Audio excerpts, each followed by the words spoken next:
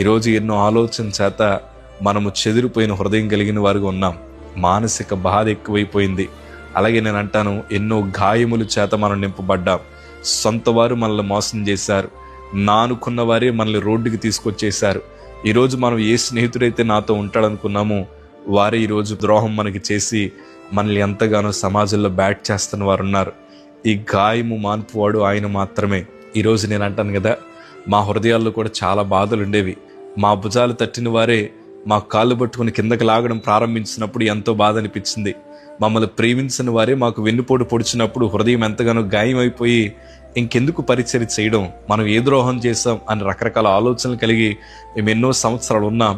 కానీ నా ప్రభు మా హృదయంలో కలిగిన గాయములన్నిటినీ ఆయన కట్టాడయ్యా. మా గుండె చెదిరిపోయినప్పుడు నా ప్రభు సరిచేశాడు. సంతోషము సమాధానాన్ని ప్రభు బహుమానంగా ఇచ్చారు. ఈరోజు నీ కుటుంబాలను కూడా కడతాడు. ధైర్యంగా ఉండండి, ఎన్నడూ నిరుత్సాహపడద్దు. ఈ పగిలిపోయిన హృదయాన్ని తీసుకొచ్చి దేవుని చేతుల్లో పెట్టండి. ఆయన బాగు చేసి నిన్ను మరలా అమూల్యమైన పాత్రగా నా ప్రభు మారుస్తాడు. కంగారు పడకండి. God bless you.